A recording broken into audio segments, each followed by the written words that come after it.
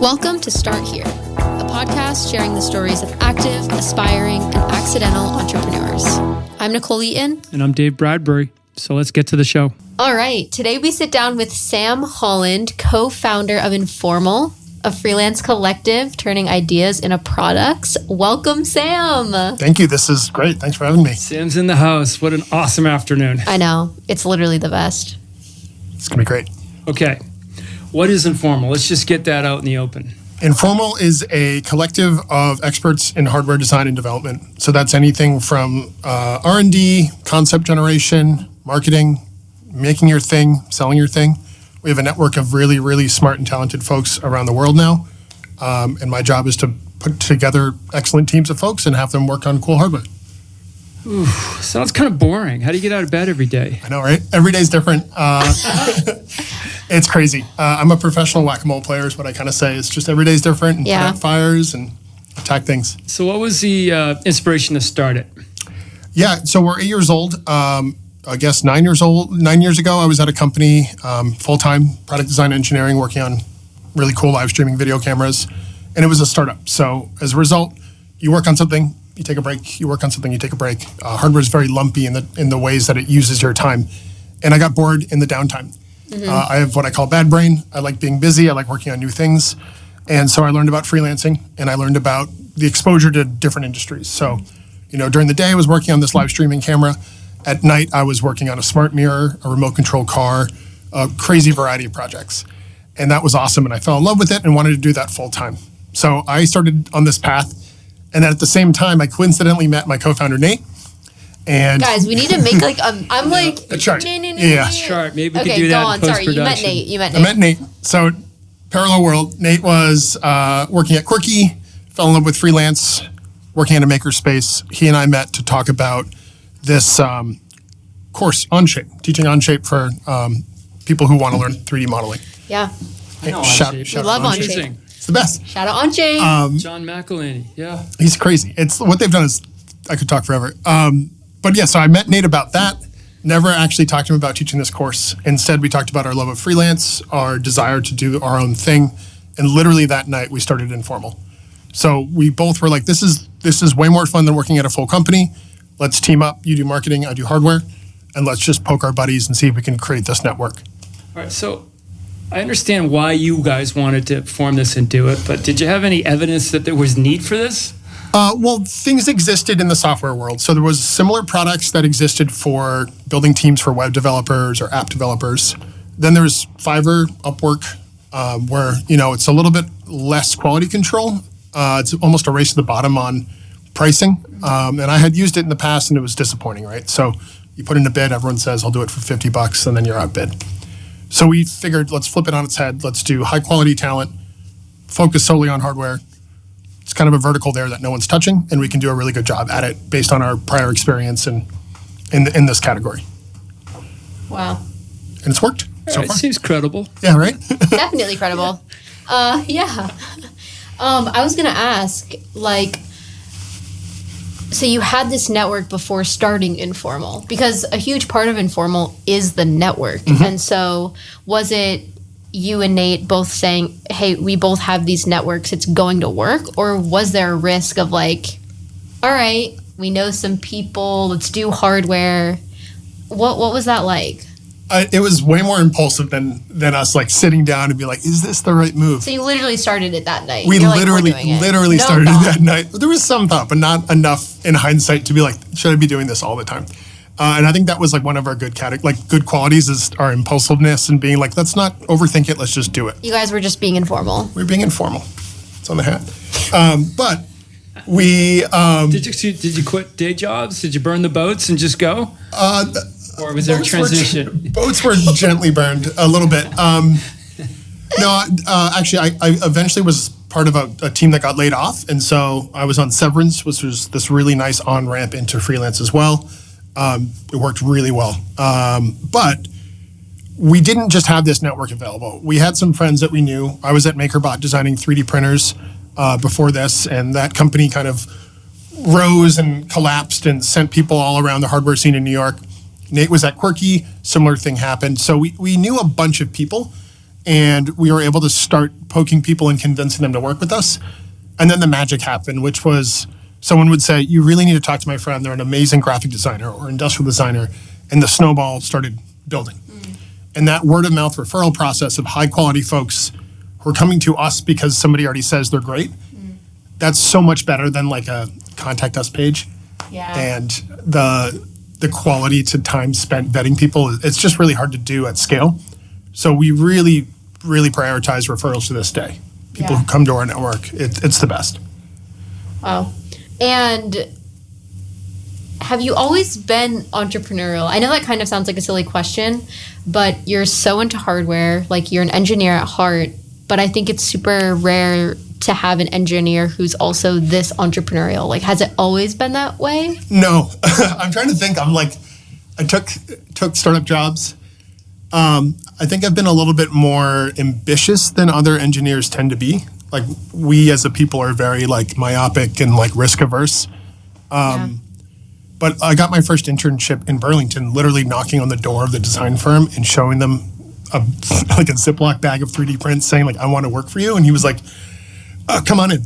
Like, wow. So I guess to some degree that did help. A little bit of hustle culture. A little bit of hustle. Right? Yeah, it definitely works. I think it just like overwhelmed him and he couldn't say no. Yeah. But it worked out. So yeah, I guess more than average, I would say Nate has been really the like this is the way to go. He's been setting the vision. He has an amazing idea of where we're going and where we're going to be. And my superpower has been figuring out what needs to be done and just doing it. And I think that combination's been really, really awesome. So building our software, we had to literally write all of our software from scratch, and I took on that responsibility, and Nate's doing inbound sales. And so we're like, the analogy we used was like a gas tank and an engine.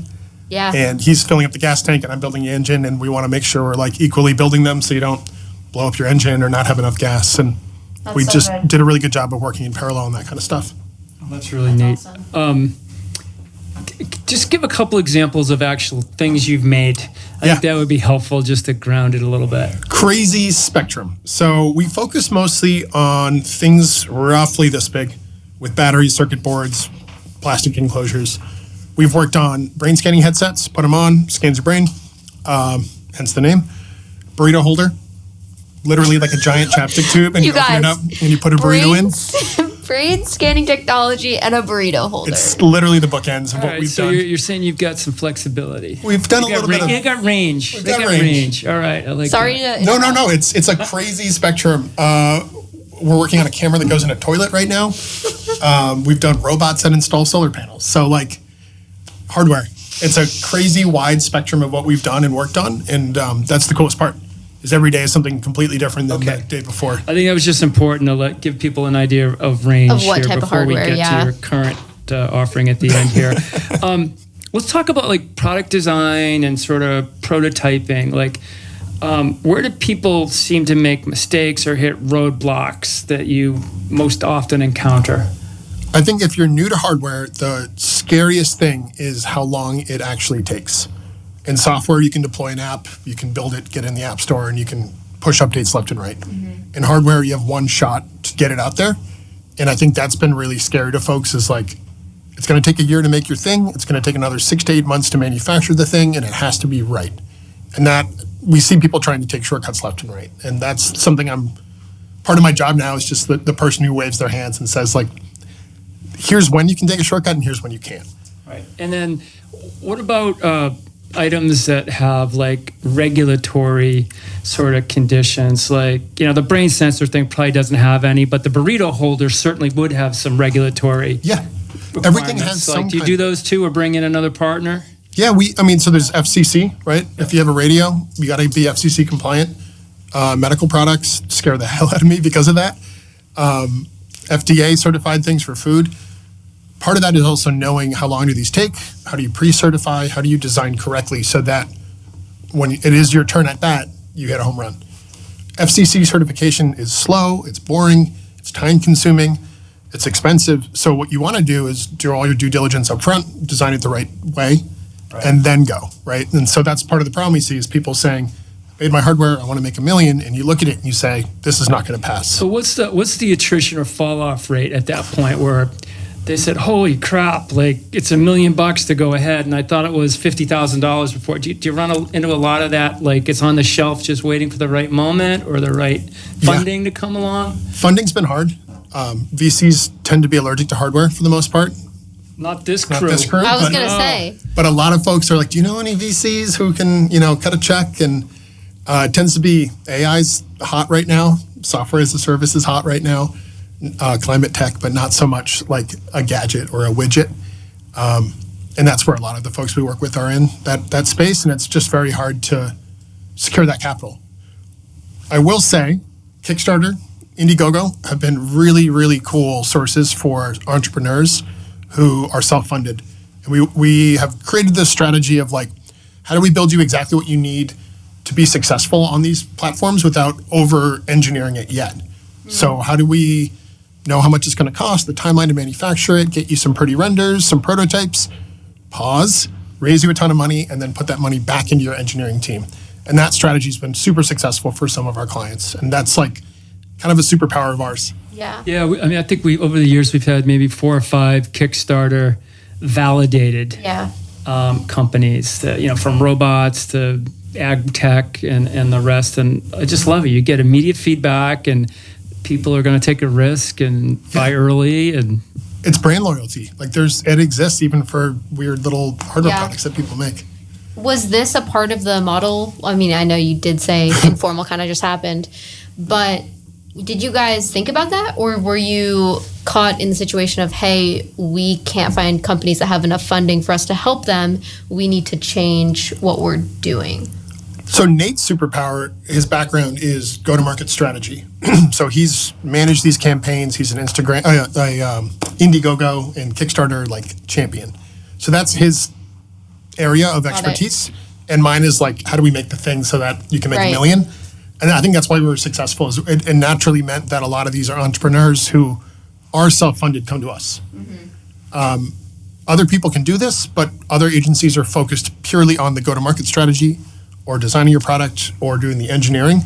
And we can do it all in one house and align things a little bit more seamlessly than if there was 3 discrete parties that you're working with. Yeah.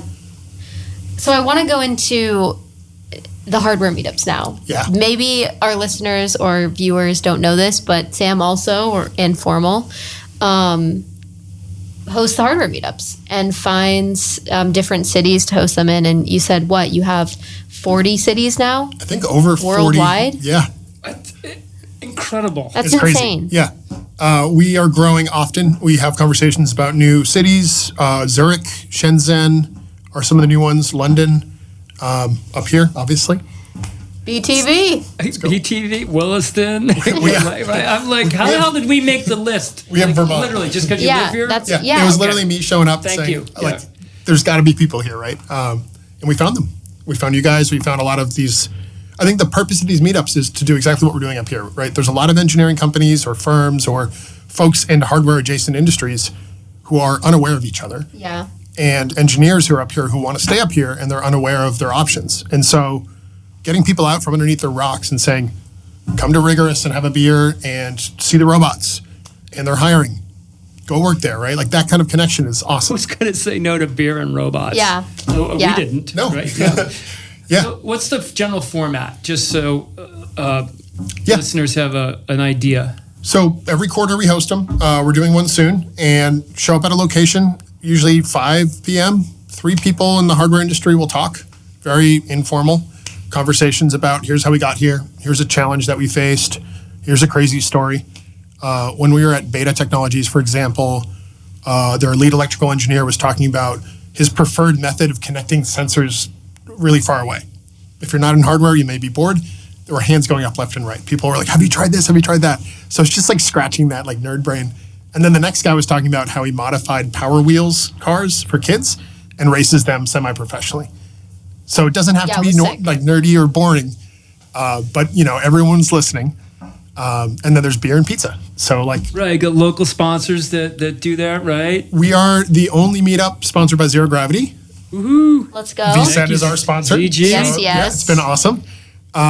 We're super lucky, and it's just like a really cool event. And every time we have to kick people out. It's not one of those events where like, it's 8 p.m. and no one's around, it's always like I'm shepherding people And I out. love the size too. We did one on Logic early on too, where you never know who shows up, but the people that do show up really want to be there. Yeah. And whether it's 60 people or 80 people, it's just a lot of dialogue, and I mean, sort of the same size as like a female founders event or some of the other things. So Totally. good on you. I could always tell too a bunch of engineers are involved because the branding of it, hardware meetup, like couldn't be more No. literal. Literally. No, I will say though. There's no Good for SEO maybe. I don't know. I am like the furthest away from somebody who loves hardware.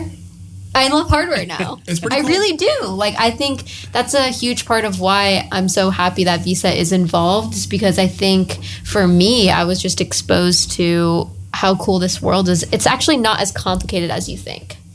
Once you dig into it, you're like, okay, you do that kind of thing, you do this kind of thing. It's pretty simple. Exactly. But the spectrum here is crazy. We have Beta down the road. We have robots at Rigorous. We have Mamava, which is like lactation pods, and there's access control there. Logic, they're rugged computers and It's Dynapower. material. Yeah, there's a ton of folks up here. Yeah. It's really cool. Yeah.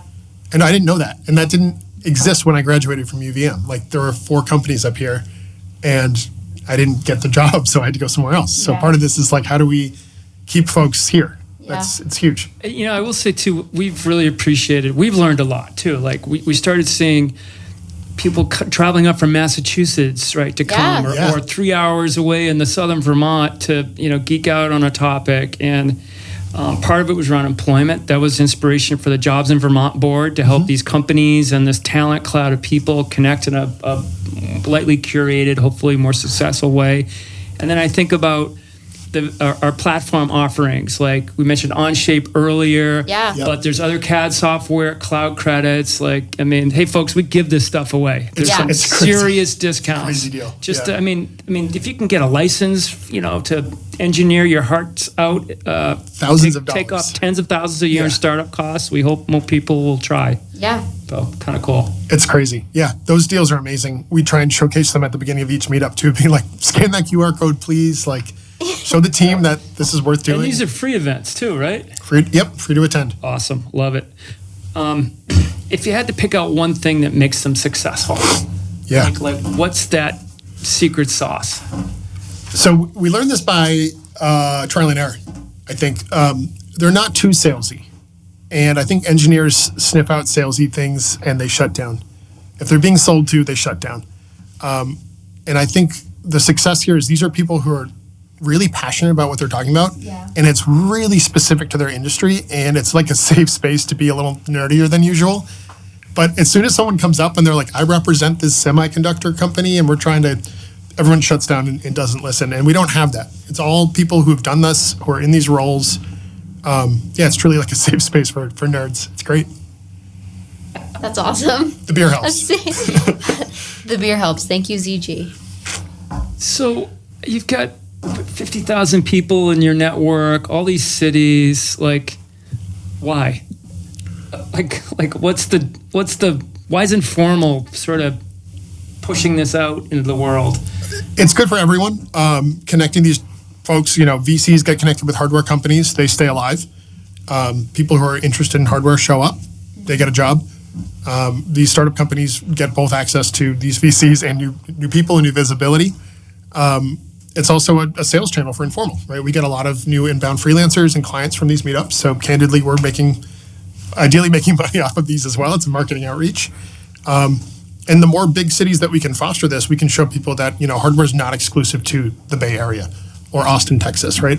It's in Boston, it's in Montreal, it's everywhere. I think that's the most wonderful part of it. Like, It's great. Great stuff is made by superior people in so many places we don't think about, right? Yeah. And these events are like volunteer run. So people will say, hey, I'm in Atlanta and there's some cool stuff going on around me. How do I do this? So we built this playbook so you just can kind of sit down in a few hours, set up your new hardware meetup chapter. We tell you how to get sponsors. We tell you how to find presenters. Then you can modify it to your heart's content and run it. So you're part of this org, but it's also like independent.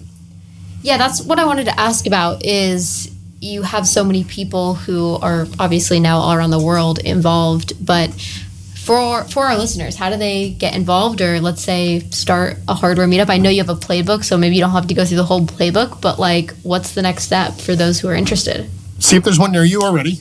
Chances are, if you're in like any city of any decent size now, we've got you covered in the U.S. But go to hardwaremeetup.com, take a look. If not, email me, and I can connect you to anyone you need to in the world there. That's awesome. And if you're passionate about it, we'd love to chat, because the passionate people who are willing to put in the hours after work is like, that's who we need. Yeah. Speaking of putting in hours after work, Oh boy. I want to talk about the donut holder. Okay, let's hear it. You need like a disco ball that drops down or something. Well, too. we've got the I guess bling. that's We've this. got the Dunkin' bling. Dunkin' Bling, this is how it happens. All right. Okay. In all your spare time, the tell honor. us about this. Yeah. So yeah, I have a ton of spare time.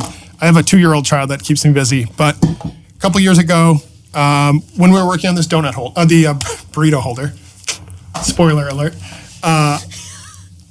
this was during COVID. Not a lot of work was happening. My brain went a little weird, and I started playing around with like, what are other things we can hold? This is fun. People seem to enjoy this, and came up with a prototype for a donut holder.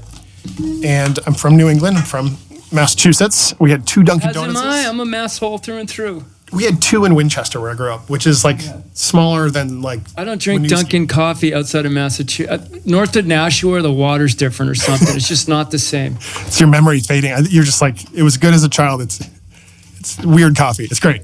I love Dunkin'. It's part of my life. My brother's got custom water bottles made with the Dunkin' font in his company.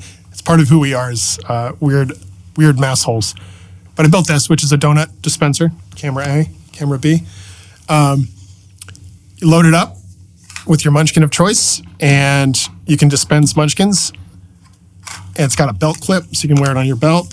Oh my God. And Yeah. instead of just making it, I made a couple, 3D printed it. It was fun. And then I was talking to my friends, and they laughed. And I don't know when to end a bit, so I kept going. And now these are like production-ready samples. I have a patent on it. I have a website. Food safe. Dear food Duncan. searchable. My friend made a song Does Ben about Affleck have one yet? Ben Affleck does not Ben. have one yet. Ben, Brother, come on. This is it. This is your Yeah. chance, Ben. it's ready to go. So I'm shouting into the void, friending anyone on LinkedIn in the sales department at Dunkin' Donuts. They probably all have like a picture of me, like, do not accept this guy's request. But yeah, I spent a long time on this, engineering it. But the goal here, right, is this is a fundamentally stupid thing. But there's lessons to learn about product design and development, Yeah. injection molding, the prototyping steps. I built a machine that measures donuts. You put them in and it measures them. So I learned how to vibe code. We know about vibe coding. We do, right? You did the other night when Vibe coding. Postdoc was here, I did, right? you guys. I I coded the vibe coded. hell out of that event. It was pretty stunning that you got Nicole into it. Yeah. Right? Because Yeah. you weren't originally going to join, then you kind of got. Yes. You were Called 1 foot over. out the door, and we're like, I know I was. sit down. Sam's like, okay, go try it. on though. It's addictive. But yes. But yeah, so, I put way too much time and effort into this thing, and it's really fun. And I'm learning about how to patent, how to build websites, how to market. And ultimately, this will help me help my clients, right? So I can say, I've been through this. Here's how long it takes to patent something. Or build a website like this, and here's how you go viral on LinkedIn, which is what Yeah. happened to me. I think this is the first product to go viral on LinkedIn, which is hilarious. Can I touch it? Please touch it. Yeah. It's awesome. It's got a belt clip. That's pretty neat. How many fit in here? 3 to 4. I'm learning a lot about donut So when I dimensions. get a Dunkin' 6, I can have Bandolier? a couple. Well, no, you want to eat the first couple, and then these are for walking around. These are 90 calories each. Also, I learned. So No, 4 is I'm- plenty. Plenty. I got it. I'm not. This isn't a GLP-1 program. We're good. Like Yeah, this we're is good good. on this. I'm just fascinated by this. I think you brought up a good point of like, you're like, yeah, it's fundamentally stupid, but you're learning a lot. And I think that's such a good lesson for specifically people in your industry of like, you kind of just have to do it. Yeah. And my question is, how do you stay motivated to do something like this? This is the fun part for me. Like, I'm a middle child, and I was like the wisecracking kid growing up for sure. Always like into bits and making my parents and siblings laugh. And this is the same thing. It's just like taking it to another level each time. I just did the packaging mock-up. It's like in here.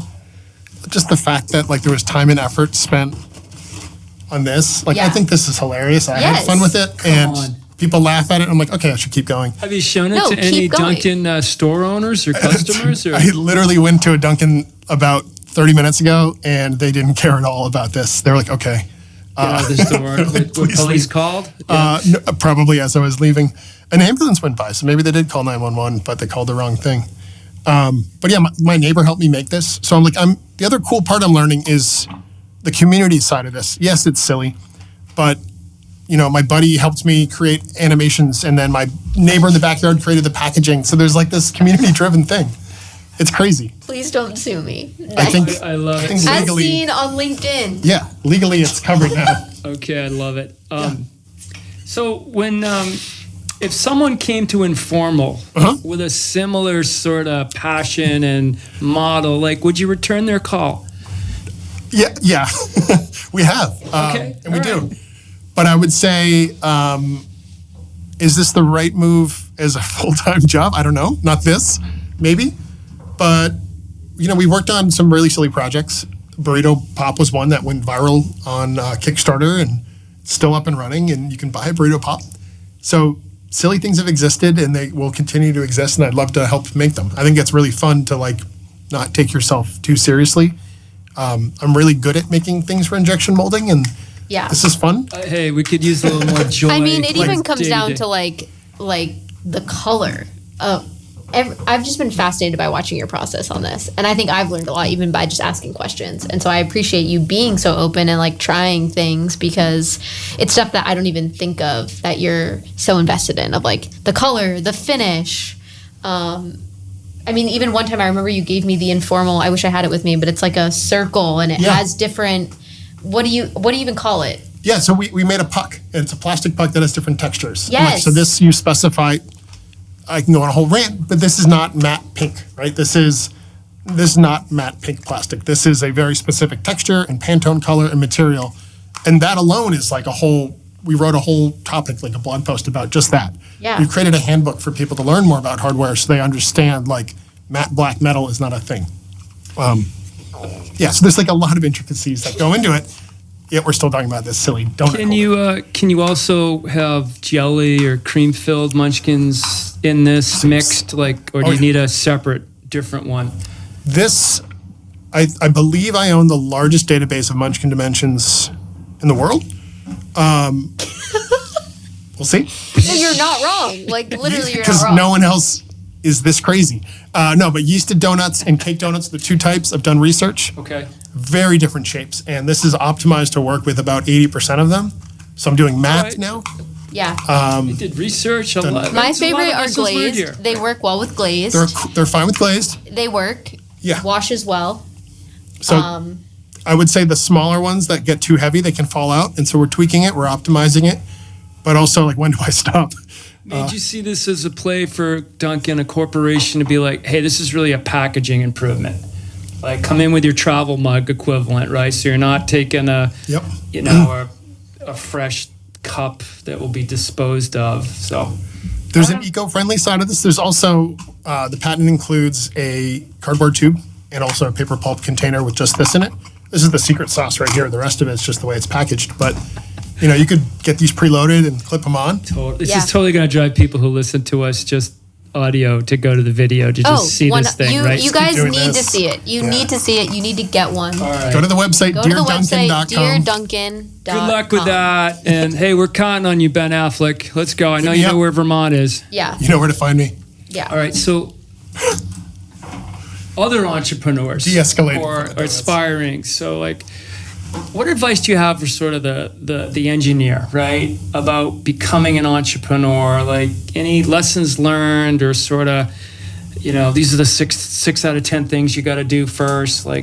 Share that wisdom, please. Yeah. So and I'm sure this is not unique to hardware, but there's the make versus buy discussion. And that's true for hardware, for software tools. What do I have to create from the ground up? What do I have to just buy for now? And when do we change that, right? And so we started very manually, creating our own invoices, creating our proposals, testing out software that didn't work or did work, and figuring out where we could just buy QuickBooks, for example, instead of building our own accounting platform or automating the process to generate invoices. There's a lot of back-end stuff that I've learned.